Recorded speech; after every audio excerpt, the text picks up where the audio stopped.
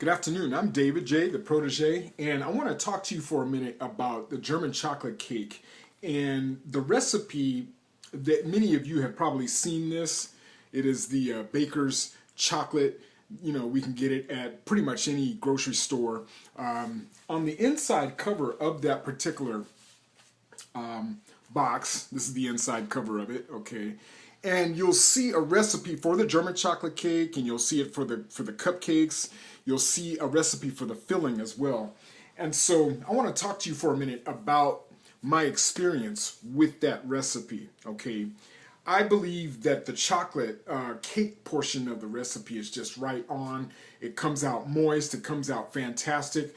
You have to know your oven in order to determine how long to cook it, though. You know, it has recommended cooking times on there that are pretty close. Now, the oven I was using, it didn't quite match up time-wise. But you can kind of tell, if you're experienced at baking, you can kind of tell when it's getting close to being done. And about 2/3 of the way of the cooking time, you need to rotate your pan 180 degrees, okay? Even, and I found this to be the case, even if you have a convection oven, you know, with a fan that blows, sometimes you'll still get hot spots in the oven.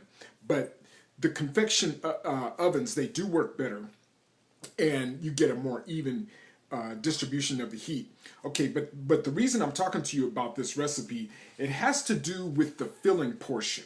The filling portion of this recipe, I had a major problem with it, okay?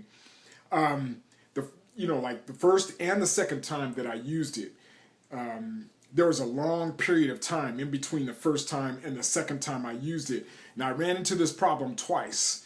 This filling recipe in here, okay, I found that it turns out way too runny. It turns out way too runny.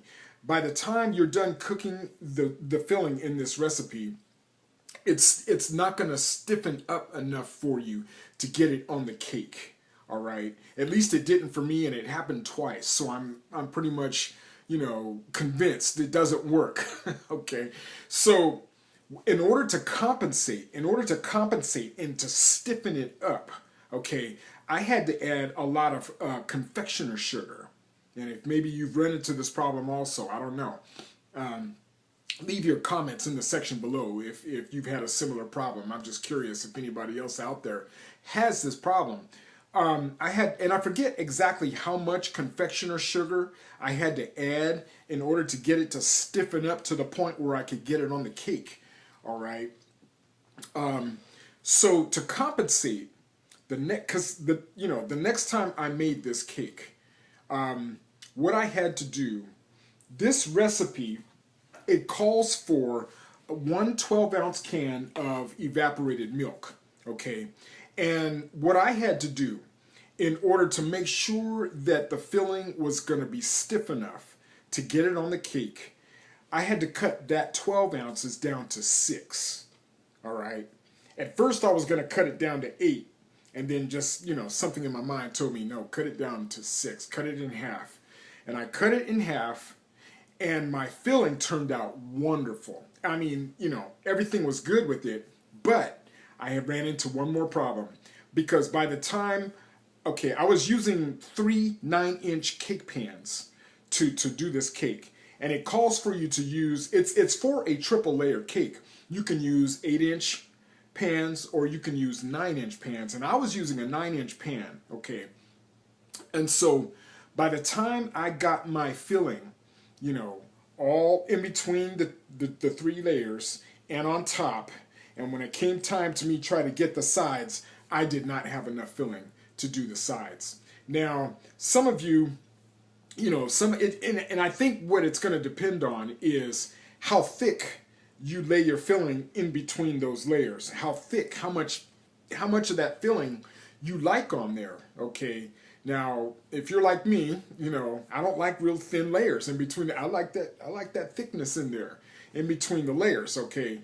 So, in order to compensate for this recipe, what I had to do in order to finish, you know, getting my cake covered, I had to add 1/3 more of each ingredient in there. Okay, to give you an example, the recipe calls for a cup and a half of pecans, all right?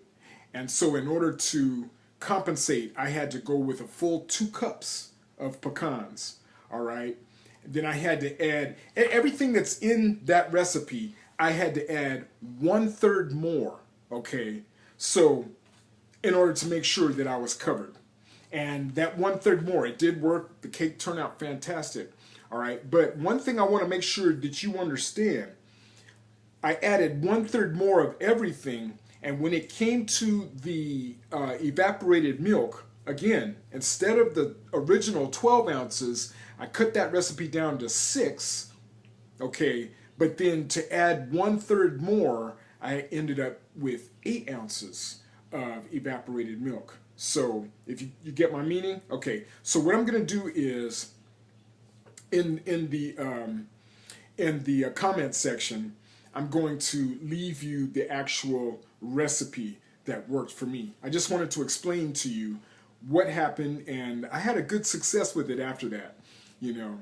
And some of you may prefer your filling to be a little creamier. You know, you may have to adjust it a little bit. But in my opinion, 12 ounces of that evap milk is just way too much. If I were to do that cake over again, and if I wanted it a little bit creamier, I would not add more than 1 or 2 ounces of that evap milk. I wouldn't do it. Okay? So I hope this is helpful to you. Let me know what you think in the comment section below. Okay? Y'all take care. All right.